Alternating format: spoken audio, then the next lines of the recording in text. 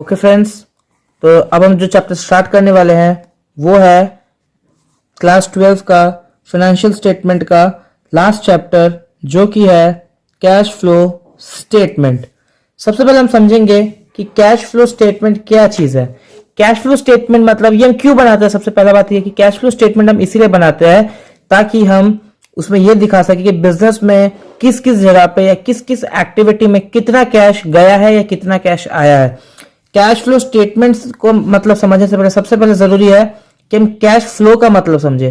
Cash flow का simple मतलब flow of cash. Simple मतलब ऑब्वियसली फ्लो ऑफ कैश। अब आप सोचेंगे कि कैश कैसे फ्लो करता है, ये क्वेश्चन आपके माइंड में जरूर आएगा कि भैया कैश कैसे फ्लो कर सकता है। तो कैश फ्लो करना मतलब कैश हवा में नहीं उड़ता है।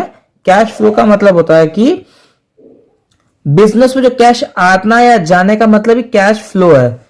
अब बेसिकली कैश दो टाइप से फ्लो करता है, एक होता है इनफ्लो ऑफ कैश, एक होता है आउटफ्लो ऑफ कैश।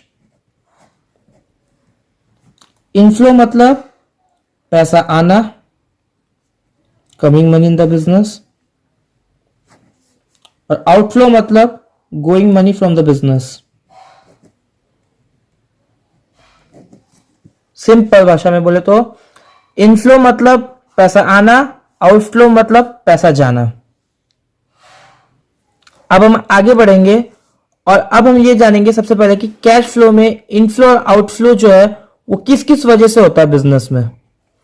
पैसा आना जाना जो है बिजनेस में, इनफ्लो आउटफ्लो, वो किस किन कारणों की वजह से हो सकता है। तो बेसिकली तीन एक्टिविटीज की वजह से बिजनेस में कैश इनफ्लो और आउटफ्लो होता है। पहला होता है operating activity,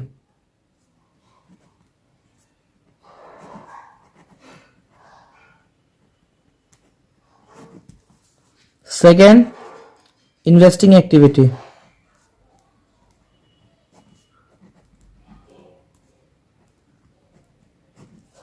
third one is financing activity.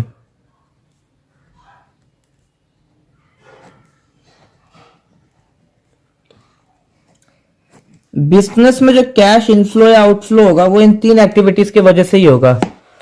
Business में पैसा आना जाना जो कुछ भी होगा वो सिर्फ और सिर्फ इन तीन एक्टिविटीज की वजह से ही होगा। इस चीज को आप ध्यान में रखिएगा कि बिजनेस में पैसा आना जाना जो भी होता है वो इन तीन एक्टिविटीज पे निर्भर करता है। बिजनेस में पैसा आएगा तो भी इन तीनों में से किसी एक में वजह से आएगा, या पैसा जाएगा, इनफ्लो हो चाहे आउटफ्लो, इन तीनों एक्टिविटीज को छोड़ के बाहर से कुछ नहीं होने वाला है। अब आपको मैं बताता हूं कि आपका ऑपरेटिंग एक्टिविटी क्या होता है, इन्वेस्टिंग एक्टिविटी क्या होता है, फाइनेंसिंग एक्टिविटी क्या होता है। Operating activity, investing activity, financing activity. Investing activity मतलब जब आप कोई एसेट्स खरीदते हो या कुछ भी परचेज करेंगे जो इसका बेनिफिट, आप या कहीं पैसा लगा रहे हैं, कहीं इन्वेस्ट कर रहे हैं, तो आपका इन्वेस्टिंग एक्टिविटी में जाएगा। तो इन्वेस्टिंग एक्टिविटी में क्या आएगा, परचेजिंग ऑफ एसेट्स, जो भी आपका एसेट से रिलेटेड जो भी मैटर हो, परचेज हो चाहे सेल हो एसेट्स का। हम जो अपना इन्वेस्टमेंट है उसको भी हम एसेट से ट्रीट करते हैं, तो इन्वेस्टमेंट कुछ अलग नहीं है, इन्वेस्टमेंट भी एसेट्स में आएगा। फाइनेंसिंग में जहां से भी जिस भी एक्टिविटी की वजह से आपके बिजनेस में पैसा आएगा, जब भी आपके बिजनेस में या किसी चीज से पैसा आएगा, लोन हो, डिबेंचर्स हो या कुछ भी, मतलब फाइनेंसिंग सोर्स के थ्रू आपके पास पैसा आएगा। For example loans, debentures, mortgage, basically इसमें हम लायबिलिटीज को लिखते हैं फाइनेंसिंग एक्टिविटी में। और जो भी चीज इन दो एक्टिविटी को बिलोंग नहीं करेगा, इन्वेस्टिंग या फाइनेंसिंग को, सब operating, everything, depreciation, amortisation, profit, loss on sale of assets and all, सब आपका ऑपरेटिंग एक्टिविटी में जाएगा। जो भी डेली डे टू डे या डेली एक्सपेंसेस है, बिजनेस का डे टू डे खर्चा है, सब ऑपरेटिंग में जाएगा। ऑपरेटिंग, इन्वेस्टिंग, फाइनेंसिंग, इन तीन एक्टिविटीज से ही बिजनेस में पैसा का आदान प्रदान या आवाजाही होता है कैश फ्लो में। अब आगे बढ़ते हैं। ओके फ्रेंड्स, तो ये आप सबके सामने कैश फ्लो स्टेटमेंट का जो है फॉर्मेट है। सबसे पहले हम कैश फ्लो स्टेटमेंट का फॉर्मेट डिस्कस करेंगे। तो सबसे पहले इसमें, जैसे मैंने आपको बताया, इसमें 3 एक्टिविटी होता है, operating, investing and financing. 3 activity होता है, इन्वेस्टिंग, ऑपरेटिंग, फाइनेंसिंग। तो मैं आप सबके सबसे पहले इसका फॉर्मेट एक्सप्लेन कर देना चाहता हूं। तो सबसे पहले हमारा cash flow from operating activity. Cash flow from operating activity, तो मैंने आपको ऑपरेटिंग, इन्वेस्टिंग और फाइनेंसिंग तीनों का मतलब पहले ही समझा दिया है। तो हम आगे बढ़ते हैं और इसका पहले सबसे पहले हम कैलकुलेट करेंगे इसमें नेट प्रॉफिट बिफोर टैक्स। इसके लिए हम हमेशा नोट 1 बनाएंगे। क्या बनाएंगे? नोट 1। वो भी मैं आपको आगे चल के एक्सप्लेन करने वाला हूं। उसमें हम ऐड करेंगे, क्या ऐड करेंगे? Non cash and non operating expense. Non cash and non operating expense, जो एक्सपेंस या जो चीज आप कैश में मेजर नहीं कर सकते हैं, जो आपका कैश में जिसका वैल्यू है, जिसको आपको कैश में कन्वर्ट आप नहीं कर सकते हैं, वो होगा आपका non cash and non operating expense. For example depreciation, amortisation, loss on sale of assets and interest paid. इसमें non cash and non operating expense दोनों आएगा। Non cash and non operating income, क्या चीज? Non cash and non operating, profit on sale of assets, interest received, dividend receive. इसमें आपका क्या निकलेगा? Operating profit before working capital changes. Working capital क्या होता है? बेसिकली आपका current assets minus current liability. In short दोबारा बात करेंगे तो वर्किंग कैपिटल का मतलब क्या होता है बिजनेस में? Current assets minus current liability. उसके साथ हम क्या ऐड करेंगे? डिक्रीज इन करंट लायबिलिटी, मतलब करंट लायबिलिटी घटेगा और अगर करंट एसेट्स, एक मिनट देखिएगा, इसके साथ आप क्या ऐड करेंगे? Increase in current liability, decrease in current assets. दोबारा सुनिए, decrease in current assets, increase in current liability, एक ही बात है। और क्या लेस करेंगे? माइनस क्या करेंगे? Increase in current assets and decrease in current liability. जब करंट लायबिलिटी बढ़ेगा और करंट एसेट्स प्लस होगा तो वो लेस में जाएगा। जब करंट लायबिलिटी बढ़ेगा और करंट एसेट्स घटेगा तो वो ऐड में जाएगा। अभी आपको मिलेगा ऑपरेटिंग प्रॉफिट बिफोर टैक्स। क्या मिलेगा? Operating profit before tax. उससे आपको क्या करना है? टैक्स माइनस करना है। हम क्या करेंगे? टैक्स को माइनस करेंगे उससे, तो हमें मिल जाएगा net cash flow from operating activity. क्या मिलेगा? Net cash flow from operating activity.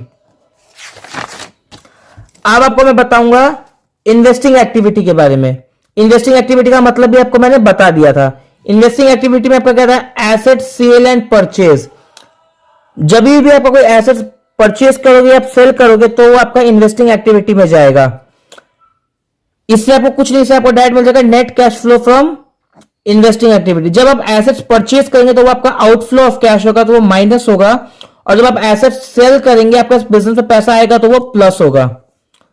Same interest cash flow from financing activity. Financing activity में जिस आपके बिजनेस में ऑपरेशन में कैश आएगा, कैसे? शेयर कैपिटल के थ्रू आपके बिजनेस में पैसा आएगा, लोन के थ्रू आएगा, डिबेंचर्स के थ्रू आएगा। ये सब के जो आपके बिजनेस में पैसा आएगा तो प्लस होगा। Interest paid, debentures paid, dividend paid, जो भी होगा उसके जो पैसा जाएगा तो वो माइनस होगा। उससे आपको मिलेगा net cash flow from financing activity. Financing activity के थ्रू आपको जब आप सारा प्लस माइनस करके आपको नेट कैश फ्लो मिल जाएगा फाइनेंसिंग एक्टिविटी का। उसके बाद आपको जब आप इन तीनों को प्लस करेंगे, operating activity, investing activity and financing activity को, आपको ऑल 3 एक्टिविटी से आपको बिजनेस में कितना कैश फ्लो हो रहा है वो आपको मालूम चल जाएगा। उसके बाद आप क्या करेंगे? Opening cash and cash equivalent, आपको ओपनिंग क्लोजिंग दोनों दिया जाएगा। ओपनिंग आप यहां लिखेंगे, क्लोजिंग यहां लिखेंगे। जब आप दोनों को बैलेंस करेंगे तो आपको ऑल 3 एक्टिविटीज मिल जाएगा।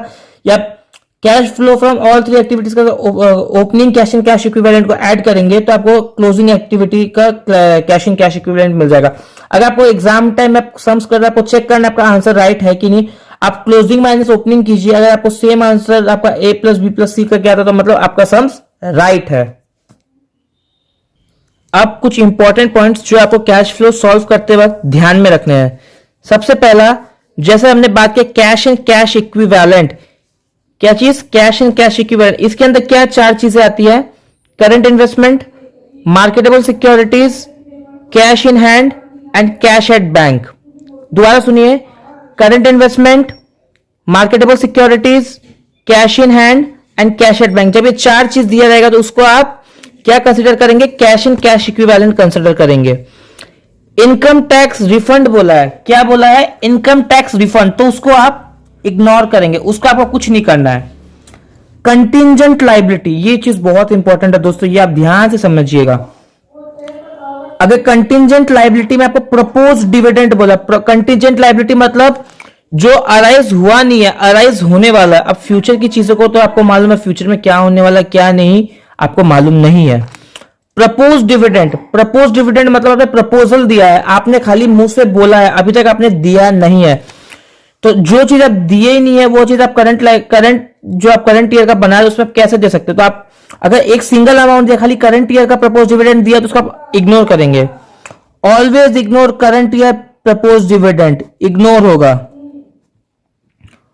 और अगर 2 साल का दिया है प्रपोज डिविडेंड, क्या बोला है, 2 साल का प्रपोज डिविडेंड दिया है, तो करंट ईयर वाला इग्नोर होगा। क्या होगा, करंट ईयर को आप इग्नोर करेंगे और प्रीवियस ईयर वालों को आप क्या अज्यूम करेंगे कि आपने डिविडेंड पेड किया है। तो प्रीवियस ईयर वाला फाइनेंसिंग में माइनस होगा,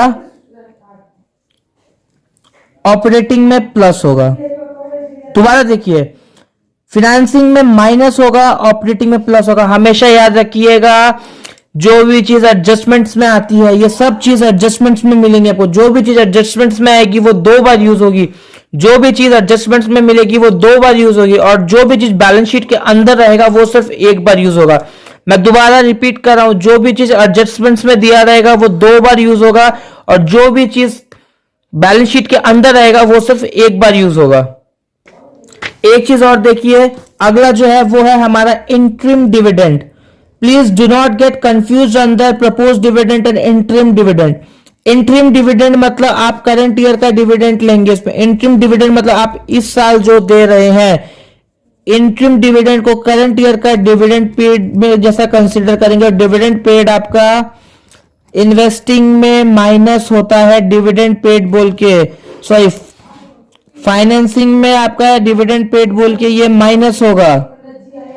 dividend paid subtracted under financing activity and added in operating activity. Dividend paid gets subtracted in financing activity and added in operating activity. Don't get confused under proposed dividend and interim dividend. Proposed dividend आप previous year का लेंगे, proposed dividend previous year का लेंगे, interim dividend current year का लेंगे। Understood?